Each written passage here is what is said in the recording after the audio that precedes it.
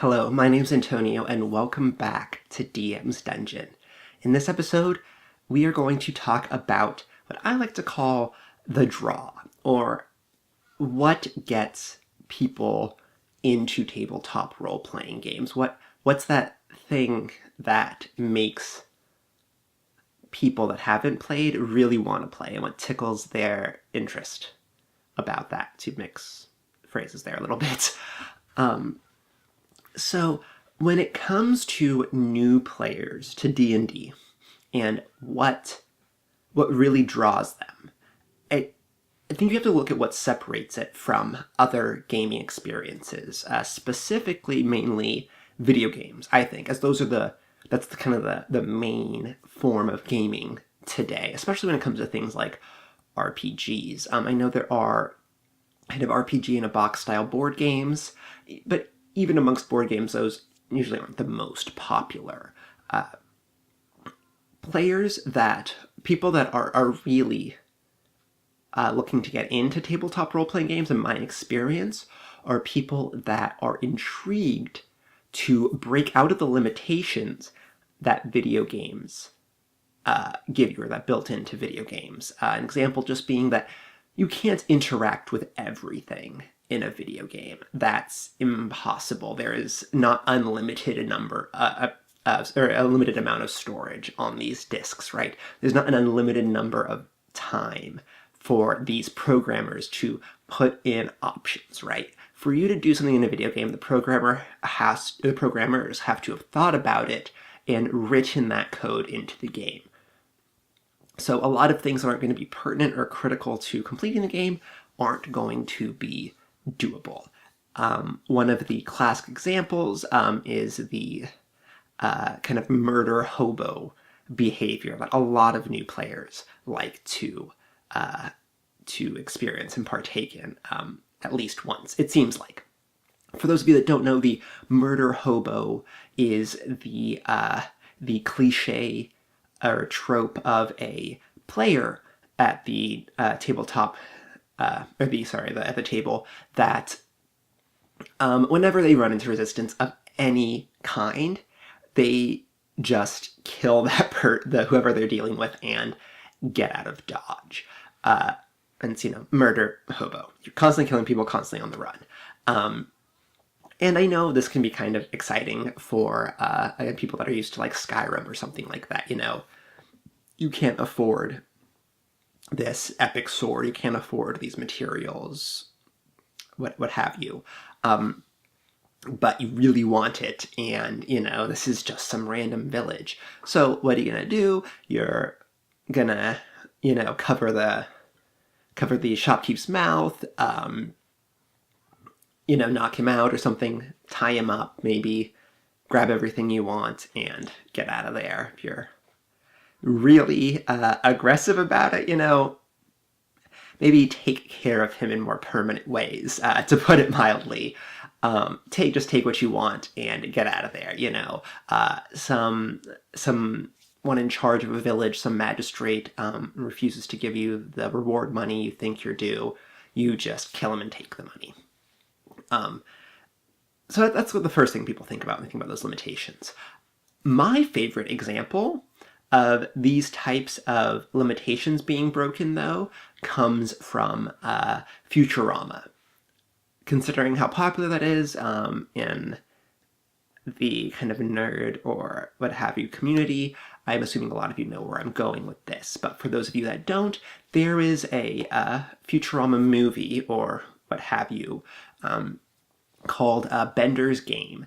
And it's actually a lot about Bender the robot becoming obsessed with Dungeons and Dragons and imagination and fantasy. There's a great turn in that movie where at the beginning, Bender sees the kids playing Dungeons and Dragons and goes, what are you doing? And they say, oh, we're dungeon diving, essentially. And he says, no, you're not. You're sitting on your bums in the kitchen. And they explain, being able to get taken away into a world of imagination. And he becomes intrigued, so he tries to play with them. Later, there is a great aha moment for well, not really for Bender, I guess, but for everyone else, to show that Bender has grasped the concept of Dungeons and Dragons. And that is, they are in a dungeon, and they come face to face with a dragon. Go figure. Anyways, everyone's reaction implies that they are nowhere near powerful enough to deal with a red dragon at this time. And Bender pops up and immediately says, "I cast a spell of fireball." And, everyone kind of laughs and snorts, and someone says, "Oh, come on, everyone knows red dragons are immune to fire attacks." And Bender's response is, but I aim it not at the dragon, but at the stream beside him to create a shroud of steam by which we can escape. And everyone goes, But that's perfect, in my opinion. That's amazing. That is great role-playing. That is exactly everything that I personally, coming into it, wanted to do, to really be able to think my way out of these situations, to interact with the world in a somewhat limitless way. It creates types of play and types of levels of critical thinking to play that you don't get in other games. When you think of the best video games, a lot of RPGs are what the video game community refers to as JRPGs, which there's not a lot of role-playing. Sometimes there's dialogue options that have some effects, but the story's going to be the story, right? The cutscenes have already been made. There's not, 50 different options for the ending. Hell, even Mass Effect showed that, right? Different colors. Anyways.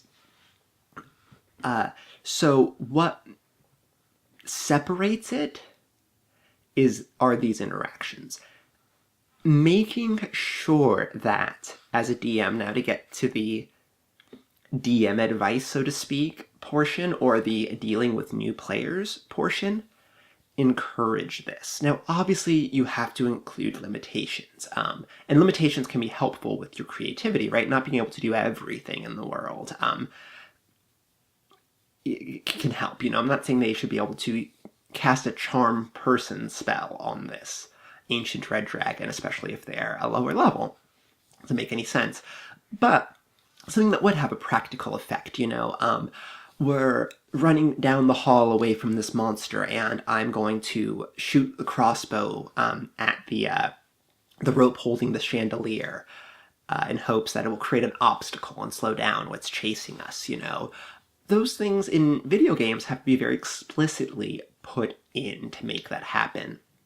Giving the player the ability to come up with that on their own and then have that work makes them feel like they have a tremendous amount of agency over this story and the scene and what's going on in this world and their fate in it.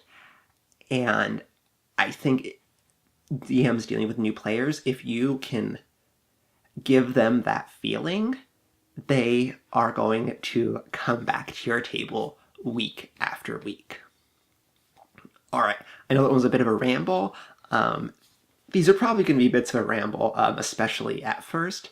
For those of you that didn't see my intro video about me, I don't blame you, A, who cares? B, this is kind of a vlog almost style, just observations from me is what this about role-playing games, and that's what this channel is going to be. So there will be not necessarily scripted, but more outlined episodes in the future for sure. These first videos are just helping everyone get a feel for me. Probably only going to be used later when other videos show up and someone watching them think, who the heck is this guy and who does he think he is? They can go back and find out with these videos. Anyways, I'm Antonio, and thank you again for entering the dungeon.